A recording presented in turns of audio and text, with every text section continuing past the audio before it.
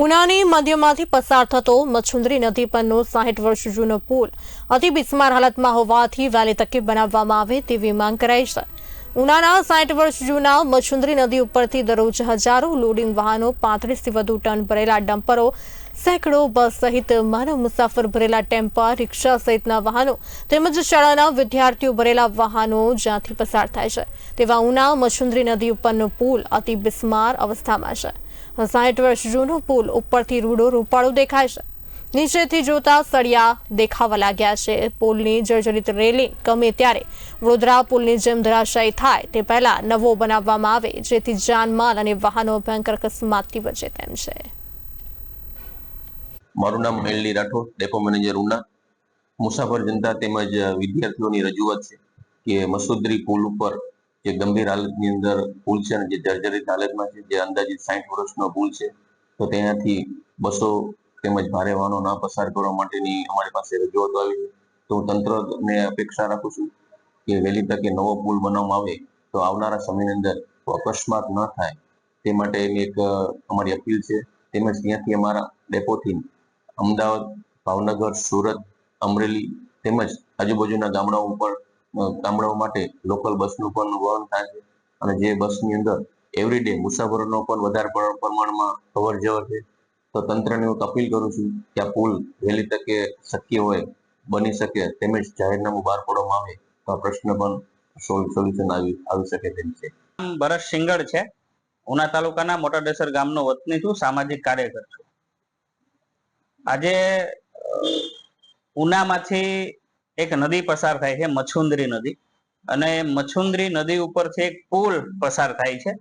એટલે ભાવનગર સુધી જવા માટે એક બાયપાસ છે ને એ સિવાય ઉના શહેરમાંથી પસાર થઈને એક રસ્તો જાય છે, મચ્છુંદરી નદી ઉપર થઈને જાય છે।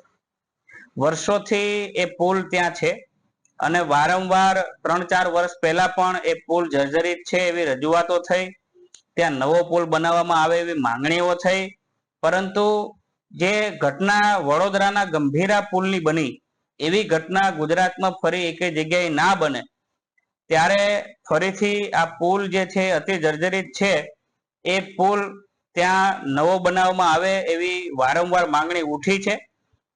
2 તારીખે જિલ્લા કલેક્ટર શ્રીએ પોલીસ અધિકારી જે જિલ્લાના હોય છે એમને અને નેશનલ હાઈવે ઓથોરિટીને પણ એક અરજી મોકલી છે કે ભાઈ તમે ત્યાં ભારે વાહનને ત્યાં બંધ કરવામાં આવે એવું જાહેરનામું પ્રસિદ્ધ કરવામાં આવે, પરંતુ આજ દિવસ સુધી હજુ પણ જાહેરનામું પ્રસિદ્ધ કરવામાં નથી આવ્યું।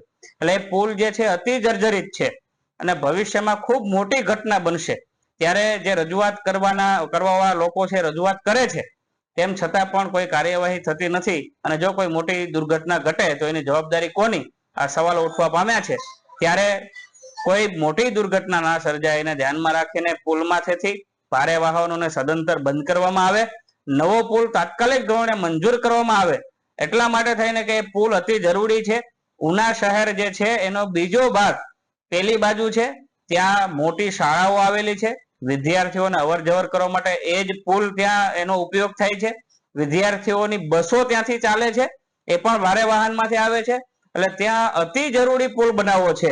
ત્યાં સ્વામિનારાયણ ભગવાનનું મંદિર પણ છે, એક મંદિર નિર્માણાધીન છે, ત્યાં રોકડિયા હનુમાન દાદાનું મંદિર છે અને મોટા ભાગના લોકોએ રસ્તાનો ઉપયોગ કરે છે, ત્યારે આ પુલને ફરીથી બનાવવામાં આવે એવી અમારી માંગણી છે। આ પુલ અગાઉ અમે વારંવાર રજૂઆત કરી હતી અને આ પુલ રજૂઆત કરીએ ત્યારે જ રિપેરિંગ કરવામાં આવે, ત્યાં સુધી રિપેરિંગ કરવામાં ન આવે। આ પુલ ઉપરથી રોજના હજારો વાહન પસાર થાય છે। આ પુલ અમરેલી જિલ્લો અને ભાવનગર જિલ્લાને જોડતો પુલ છે અને ઉનાનો આ પુલ જર્જરિત વર્ષોથી જર્જરિત છે અને એમની આયુષ્ય પણ પૂરી થઈ ગઈ છે, પણ સરકારના અધિકારીઓ મેન્ટેનન્સના નામે ચલાવે છે અને ક્યારેક આ અકસ્માત કરી બેસશે એવી ભય સાથે લોકો અહીં પસાર થાય છે। હમણાં જ આણંદ અને બરોડાનો જે પુલ તૂટી ગયો અને 10 કરતા વધુ વ્યક્તિઓના મૃત્યુ થયા છે, ત્યારે આ પુલ પણ શું અધિકારીઓ શું આવી ઘટનાની રાહ જોઈને બેઠા છે? શું માનવ જિંદગી આ રીતે જ પૂરી કરી દેવાના અધિકારીઓ મનસુબો મનાવે છે? એટલે અમે અગાઉ પણ માંગ કરી અને ફરી બી માંગ કરી છે કે આ પુલ વહેલી તકે બનાવવામાં આવે।